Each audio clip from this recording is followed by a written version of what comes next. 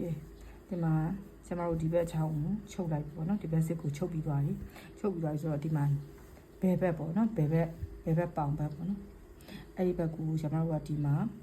ခုဆိုလို့ရှိရင်ဒီမှာအတွင်းဒီအကြောင်းလေးကိုကြည့်လိုက်မှာနော်ဒါဆိုလို့ရှိရင်ဒီအကြောင်းလေးပေါ့ဒီအကြောင်းလေးအဲ့ဒါလေးကိုဒါမိဘူးပဲတိုက်ပေါ့နော်လက်နဲ့ပဲချစ်မပေါ်လာ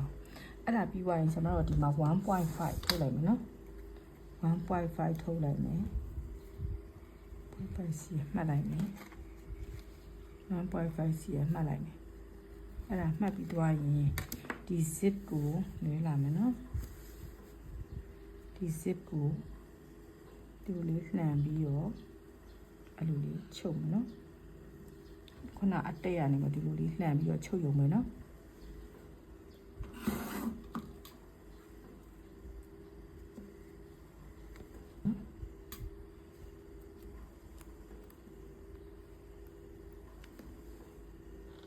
ကျမတို့ဒီမှာစစ်တက်ပြီးသွားပြီပေါ့နော်စစ်တက်ပြီးသွားပြီခုတွေးတဲ့အတိုင်းလေးပေါ့နော်အနီးကပ်လေးနည်းနည်းပြ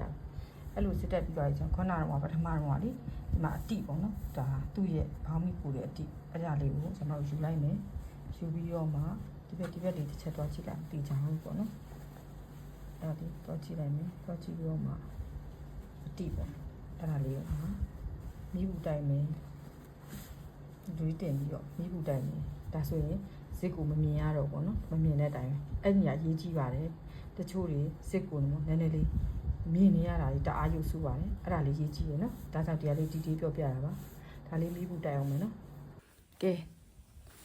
ဆရာမတို့အခုဆိုလို့ရှိရင်ကနပြောသလိုပဲပေါ့နော်ဒီမှာမိဘူးလေးတိုက်ပြီးသွားပြီနော်မိဘူးတိုက်ပြီးသွားပြီဒီမှာအဲ့မှာကွာပေါ့နော်ရှေ့ကွာနှစ်ခုဒီရှေ့ကွာနှစ်ခုကိုလည်းဆရာမတို့ဓာတ်ဆက်ဆွဲလိုက်တယ်ပြီးတော့ဒီမှာဒီဘက်ကဆိုတော့ဘယ်ဘက်ပေါင်ပေါ့ဘယ်ဘက်ပေါင်ဘယ်ဘက်6တော့ပေါ့ဘယ်ဘက်6တော့ကိုလည်းဆရာမတို့ရင်းဖြစ်လိုက်ပြီဘယ်ဘက်6တော့ကိုလည်းဒီမှာမိဘူးချိုးထားတယ်အဲဒီညာဘက်ကွာပေါ်ကိုဘယ်ဘက်ကွာနေပြီးရောဒီလိုလေးဒါအလွယ်ဆုံးကြီးပေါ့နော်ဆရာမပြတာဒါလေးအလွယ်ဆုံးကြီးပဲအဲ့လိုလေးတင်ပြီးတော့နင်းမယ်ဆိုလို့ရှိရင်ကွာအခက်ခဲလုံးဝမရှိဘဲနဲ့ဒီမှာကွာလေးကအဲ့လိုလေးဖြောင်းလေးသွားမယ်နော်အဲ့လိုလေးသွားမယ်ဆရာမတို့ဒါလေးကိုပင်အပ်ထိုးပြီးတော့ချိုးလိုက်ပါမယ်ဒါဆိုလို့ရှိရင်တော့ပြီးပြီပေါ့နော်ဒါဆိုရင်တော့ဒါဘောင်းမီရှိစစ်တက်တဲ့ဥစားပြီးပြီနောက်ချမ်းနဲ့ပြန်တွဲမယ်ကပတ်တက်မယ်နော်အဲ့ဒါဆိုလို့ရှိရင်တော့ဘောင်းမီတစ်ထည်လုံးပြီးပါပြီဒါဘောင်းမီတစ်ထည်ရဲ့အရေးကြီးဆုံးအပိုင်းနဲ့အရန်ခက်တယ်လို့ထင်ကြတဲ့အပိုင်းလေးပေါ့